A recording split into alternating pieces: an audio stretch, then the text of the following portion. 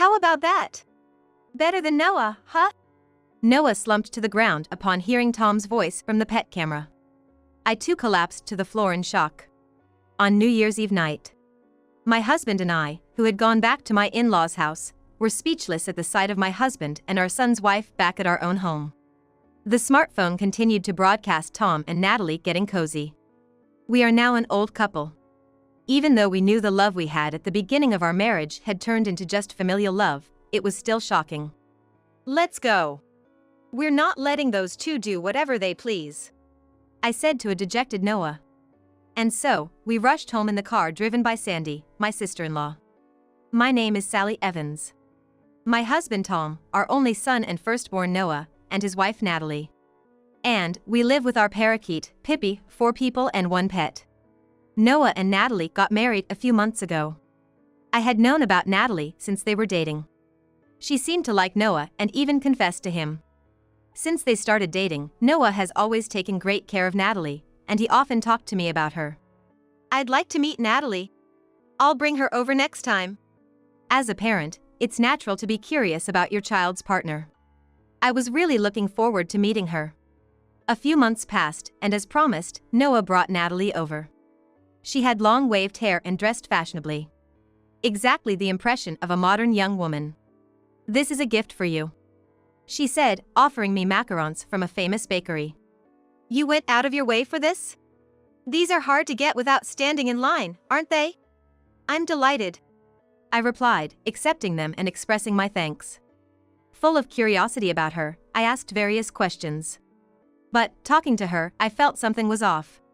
Natalie wouldn't look me in the eye. Was she shy? If that was the case, it couldn't be helped. I figured the best way to become friends was to keep smiling and talking to her. Hey! If you're up for it, how about joining us for dinner tonight? You can eat at our place and Noah can drive you home? Noah agreed, and Natalie nodded. I was excited to cook dinner for 4. While I was preparing, Natalie spent time in Noah's room, just the 2 of them. A little break probably did them good. As evening came, Tom came home and the 4 of us sat down to eat. Tonight's dinner was beef stew cooked in a pressure cooker and a salad. There's plenty, so don't be shy about getting seconds, Natalie. She still wouldn't meet my eyes, but she nodded, and I was satisfied. However, during the meal, I felt a second wave of discomfort.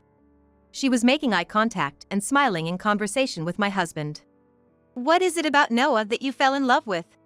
His kindness. They both said it, looking happy. I joined in. Noah does have his moments of kindness.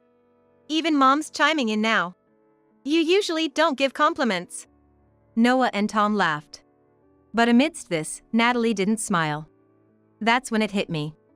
She wasn't even offering a courtesy laugh or making eye contact. She probably had no intention of getting along with me. Had I been disliked within just a few hours of meeting? I was stewing in my thoughts, but Tom and Noah seemed oblivious. After dinner, Noah drove Natalie home.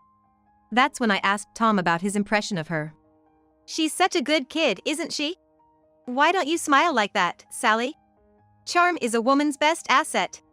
I bristled at his tone, but Tom must have taken a liking to her. I thought it best not to voice my dissatisfaction and simply smiled, saying, sure. He visited us several times after that, and it was always the same. I was enduring, thinking they would break up eventually, but one day, Noah announced he had decided to marry Natalie. Tom accepted this news with joy. But for me, it was a despair. Praying for their breakup, the last thing I expected was a marriage. I couldn't support it, but I wished for Noah's happiness without objecting. Months later, the two had a smooth wedding ceremony. Natalie's parents were civil servants, working at the city hall. They seemed like solid people. I resolved to take my grievances against her to the grave as I watched the happy couple chatting at the high table. During the wedding reception, I excused myself to the restroom. There, I overheard an unbelievable conversation. Can you believe they actually got married? It must have been a college friend attending. They seemed to be mutual acquaintances. Despite knowing it was wrong, I was curious and eavesdropped. Natalie definitely doesn't seem like she'd be good with mom friends. No one would want to be friends with someone like that. She acts as if all women are her enemies. She's so two-faced. If it weren't for Noah, no girls would have come to the wedding. The laughter of two young women. All women are enemies. That phrase oddly resonated with me. Generally, you'd think speaking ill of someone at such a place is more uncouth. Yet, given how much dissatisfaction I've accumulated against Natalie, I couldn't help but think there must be a reason for such gossip here too. But it was too late. Noah had married her.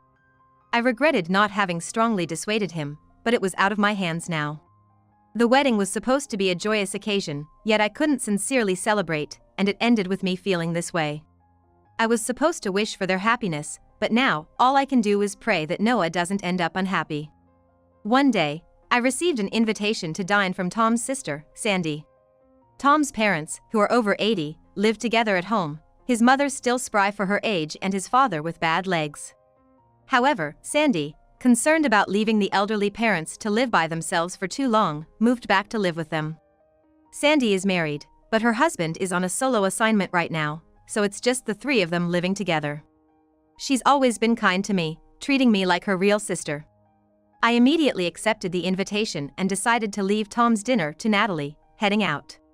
"You don't have to keep Sandy company. She's just bored," Tom said, always one to add an extra word. I retorted, "I'm looking forward to seeing your sister too. I haven't met her since Noah's wedding, so I'm going to enjoy some time with her. Housewives sure have it easy."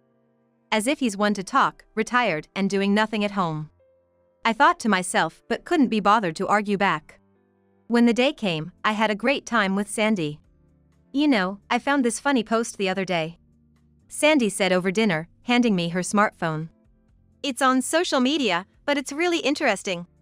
This person always posts complaints, but I can't help but look," Sandy said, amused. I'm not tech-savvy, only using messaging apps on social media. However, venting somewhere like this might not be a bad idea. Encouraged by Sandy, I signed up and created an account, following someone to see their posts. I followed the person Sandy mentioned and saw their posts. A live-in daughter-in-law? Wants to kick out the mother-in-law? Wow, there are such people, huh? I exclaimed in surprise. It was shockingly direct. Social media must be like that. For someone not used to it, it's quite stimulating. I'm a parent myself, but indeed, living together is hard, so I end up looking. Did Noah and Natalie say they wanted to live together? Yes. Well, you probably don't think like this, but you have to be careful not to be disliked by Natalie, Sally. Sandy laughed. All I could muster was a bitter smile in response. It was too embarrassing to admit that I seemed to be disliked without having done anything. Yet, I still wanted to get along with her. After seeing this live-in daughter-in-law's social media, I thought about studying what things she disliked. That night, a new post had appeared that wasn't there during the day. What? Today was a happy day without my mother-in-law around. I wish she'd never come back. I was stunned by that shocking sentence. What on earth did this mother-in-law do to her? Curiosity got the better of me, and I scrolled down. And there it was, an onslaught of insults and harsh words. My finger, which had been lightly scrolling through as if it were someone else's business, froze on a particular post. The wedding, it's the same day as Noah's. Yes. It seemed that person had their wedding on the same day as Noah and Natalie. The mother-in-law's formal dress, so tacky, lol. My muttered words trailed off. No wonder, because in the image attached to that post, I was pictured. The image was edited, but I was certain it was me, and my hands began to tremble. Could this really be Natalie? Could something like that happen? Yet, I couldn't convince myself it was someone else. Sally, aren't you going to sleep? Tom's voice reached me, lost in thought. Startled, I turned off the smartphone. Yeah, I'm going to bed now. Lying in my bed, I said goodnight. My heart was pounding painfully. It's not often one directly receives malice intended for oneself. Remembering a friend's words at the wedding that all women are enemies to her, I spent a sleepless night. To understand why I was disliked, I began to check those posts whenever I had time. Laundry, don't mix ours together. A bath after the mother-in-law? Absolutely not. I wish that bird would just disappear already. There were insults directed at Pippi, and times when what was being said was clearly off the rails. Living together is just like that. It was you who understood and stepped forward. Natalie's social media is nothing but a list of selfish claims, without even a reasonable claim about why she disliked me. I'm just getting more and more frustrated. The real-life Natalie is still the same, she responds and doesn't complain. How much better it would be if she just said it directly. Fortunately, the end of the year is near. At the end of every year, Tom goes back to his parents' place in Nebraska with me. I was hoping to have a slow talk with Sandy included, to get them to understand my feelings. However, Tom suddenly said he's not gonna go back this year. Why? I asked, and he said with an awkward look. I had a fight over Dad with my sister the other day. That's why I don't want to see her. Then all the more reason you should go and talk. My suggestion was not accepted, and Tom fell silent. What a childish excuse, not wanting to see someone because of a fight. Now, I can't even bring up that consultation. Natalie is going back to her parents' house alone, and I'll be staying here by myself. Why don't you take Noah with you this time, show my dad and mom their grandkids' face? He doesn't seem to want to go back at all. But, on the flip side, this might be a chance to talk to Noah. No choice then. Reluctantly accepting Tom's suggestion, I decided to go back to my husband's parents' house with Noah. Then I'm off. Take care on your way back, Natalie. Give my regards to your mom and dad. Sure. Noah, say hi to your grandparents for me. I'll come to greet them next time too. Natalie's words seemed to satisfy both Noah and Tom. Those words are probably a lie, too. I had been asked to help with the end-of-year cleaning, so we left home in the morning, even though it's just a few minutes by car. Natalie had finished preparing for her return home and planned to leave before noon. I told Tom he should at least make a Christmas greeting. So, it was decided that he would just pop by his parents' house for the Christmas greeting, and spend the New Year's Eve alone in this house, but Pippi is here. Since I asked him to care for Pippi, I was able to leave the house with peace of mind. The deep cleaning was done by the evening. For dinner, Sandy had prepared a special Christmas feast, and we enjoyed our meal together. The star of the conversation was Noah, who got married this year. I hesitated to bring up my concern as Noah proudly talked about Natalie. You look down. Tired? After dinner, my in-laws went to their bedroom, and Noah headed to the bath. As Sandy and I were cleaning up, she asked me. So, I have something I want to talk about. It's about this cohabiting wife on social media. Oh. That person, right? Funny, isn't she? Sandy laughed. I stopped what I was doing and whispered with a strained voice. It seems she's like Natalie. Sandy's complexion changed at my words. She must not have imagined it. Neither did I, of course. I wanted to think it was impossible. Sandy quickly checked the account, then said with a relieved voice. That's impossible. After all, Natalie is at her parents' home, right? Sandy said this while showing me the screen of her smartphone. It was displaying the post the cohabiting wife had just shared. Contrary to Sandy's relief, I was stunned by what I saw. No intruders, so it's lovey-dovey time with darling. Surely, this person is alone with her husband. Noah is here, so it's impossible. Normally, that's what one would think. But I had an unsettling feeling. I'm done with the bath. Mom, you should go in too. What's wrong? I couldn't hear Noah's voice as I trembled, turning to the smartphone. Sandy, can I have some water? My mother-in-law had returned to the bedroom but came back, yet I couldn't take my eyes off the smartphone. With trepidation, I opened the pet camera app that we have at home. Our parrot, Pippi, is in my bedroom, not the living room, while I'm away. It seemed more peaceful that way, and even though I said we were about to leave, Natalie was still at home. I could tell Pippi was getting annoyed because I saw it on social media, just to be safe.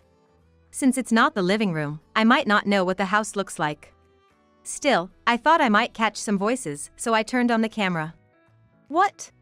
But when I saw it, I was speechless. On the camera, the shadows of two people in the midst of it all were visible on the bed. What's wrong? Sandy asked me anxiously. I silently turned up the volume on my phone to the max. How about it? Better than Noah, right? Hee hee, yes. Darling is the best. The voices I heard were Tom's, and then Natalie's. Noah hurriedly peered into my smartphone. Sandy, the mother-in-law, and I were all frozen, listening to those voices coming from my phone. What is this? Noah yelled at me loudly. I don't know. When I turned on the pet camera, this came up. What do you mean? Is this live? I nodded in response to Sandy's words.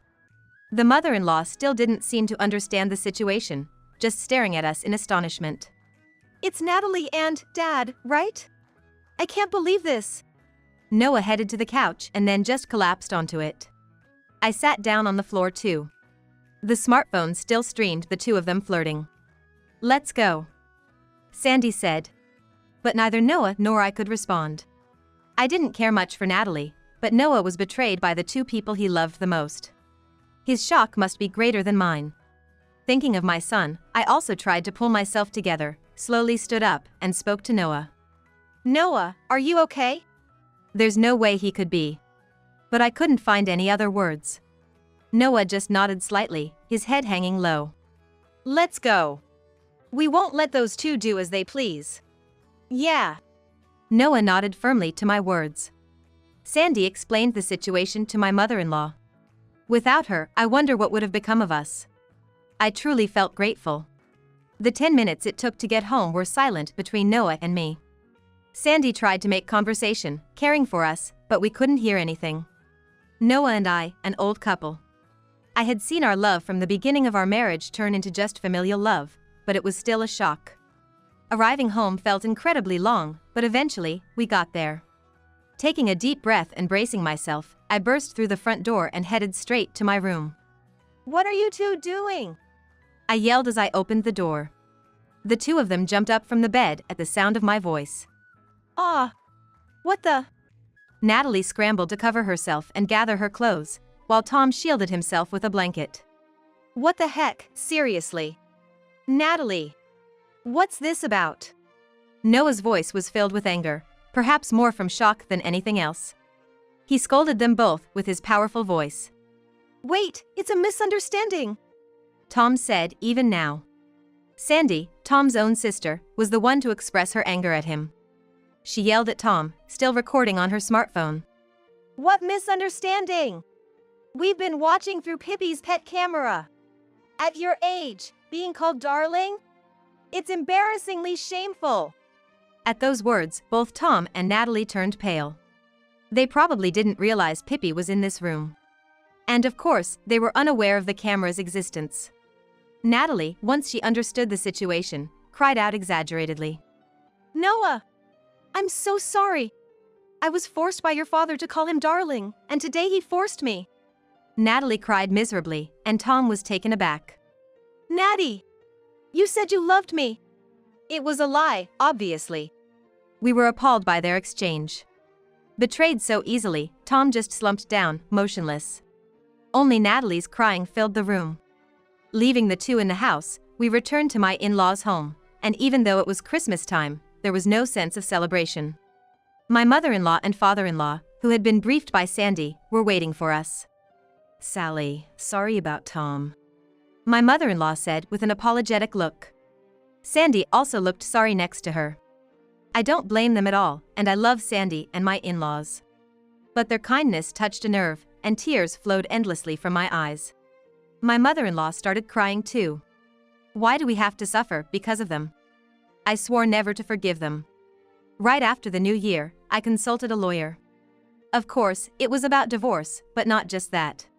This is her account. It's clearly defamation and insult towards me. Can we also claim damages for this? I handed my smartphone to the lawyer. The lawyer saved posts that could serve as evidence. There were many posts I had overlooked due to my unfamiliarity, and the more we searched, the more insults we found. This is terrible, the lawyer muttered with a wry smile. However, he assured me. It must be disheartening to see all these malicious words now, but I will surely turn them into a mountain of gold. Don't let it get to you bad. If anything else gets posted, think of it as more evidence to be happy about. Seeing me downcast, he said that to me. How much those words saved me. Please take care of this for me. I firmly shook hands with the lawyer. I was sure everything would be okay if I left it to this lawyer. Without betraying my feelings, the lawyer claimed alimony from Tom for the divorce. And also demanded alimony for infidelity plus damages for defamation from Natalie. Tom was stunned. But still not waking up to reality, he said, "It can't be helped. It's for my happiness with Natty. Do as you like, allowing me to proceed with the divorce preparations." Such a foolish man, despite being betrayed once. It'll be too late for regrets later. I decided to squeeze everything out of Tom thoroughly. Not only alimony, but he also said he'd give me the house. He must be planning to return to his parents' home. Oblivious to his parents-in-law's fury. Smirking inside, my discussion with Tom was over. Next was Natalie. On the lawyer's suggestion, we decided to meet with Tom and Natalie separately, and the day came for Natalie, the lawyer, Noah, and me. No. I don't want a divorce. I was forced to do it against my will. I'm the victim here. Natalie refused the divorce. However, Noah seemed to have lost his love for her, and her words did not resonate. Do you want the video played in court? It's better for you to agree before it goes to trial. Natalie fell silent at those words. Besides, I know how you've been treating my mom poorly all this time. So, the alimony for my mom and for me combined is $70,000. You're going to pay it. $70,000? Natalie's face changed color upon hearing the amount.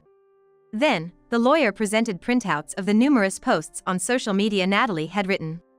She must have known what was coming. Natalie froze as she looked down at them.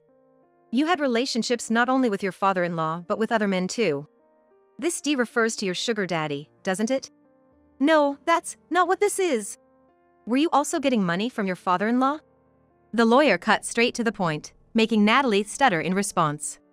It was a moment she could have claimed ignorance about the account, but perhaps she couldn't think fast at that moment. It was as good as admitting it was hers. We've also gathered solid evidence of the slander against Mrs. Sally Evans, 61, your mother-in-law, S. Photos of Sally and her clothing were posted along with the slander.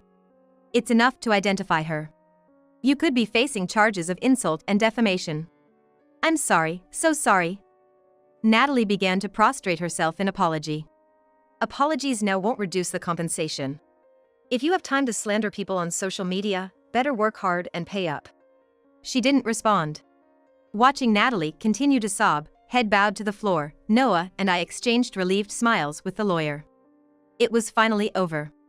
Tom seemed to be preparing to leave, busily packing his suitcase. There was a noticeable air of excitement about him. Have you decided where you're going? I'm heading back to my parents. I've really done you wrong. I'll make sure to pay the compensation. Oh, is Natalie ready? With that, Tom hurried out of the room. Since that day, Tom and Natalie had been staying in separate hotels. I didn't want to see his face, though I hadn't specified which hotel. Why separate hotels? Everyone but Tom could guess the reason. Natty, you ready? Shall we go? At Tom's words, Natalie also came out with her luggage. However, when she saw Tom, she glared at him, snorted, and averted his gaze. Don't call me Natty, it's creepy. Natty! Why should I have to live with you? Tom was silent, perhaps shocked by her words. You've ruined my life. Shame on you for messing with your son's wife. I couldn't help but laugh. It was ironic coming from her, but it must have been a significant blow to Tom. Don't contact me ever again, darling. I don't even want to remember you. With that, Natalie left on her own. Tom stood in the doorway, a picture of despair. As I was passing by, I accidentally dropped a piece of paper. Oh, my apologies. I dropped this. Tom turned pale at the sight. Seriously, Tom is so creepy. I'm only putting up with him for $1,000, but every time he calls me darling, I get the chills. Perhaps she couldn't write the proper term father-in-law. But then, writing his real name seems questionable too. Tom had been informed by the lawyer about Natalie's account. And that we were holding onto a copy of that post as evidence. He probably never imagined it would include something about himself. Tom just stood there, dazed in the entryway for a while. It seems Natalie has returned to her parents' house. However, her parents were furious upon hearing about the incident. She wasn't allowed in the house and is now hopping from one sugar daddy to another, continuing her sugar baby lifestyle. Natalie had easily gotten her hands on a lot of money. Such a lifestyle couldn't last forever. She probably hasn't realized that the real hell is just beginning. As he declared, Tom went back to his parents' house. But he wasn't allowed in there either. His in-laws kicked him out. Tom, apparently not expecting to be unable to return to his own home, came back here, but he was the one who said he would give up this house. I have no intention of letting him live here. Reluctantly, it seems he rented an apartment near our house and started living there, but he seems to want to come back as he's been spotted lurking around the neighborhood. Because it was so creepy, I reported him as a stalker. Tom was issued a restraining order. I don't know what happened after that, but he's probably living a lonely old age by himself. Several years later, Noah got remarried. After such an incident, I was scared of what kind of person it would be this time, but the new wife is kind to me too. The eldest son and his wife bought a house nearby, and they had a baby. I'm very happy, but I try not to interfere too much, hoping to maintain a good distance and relationship moving forward.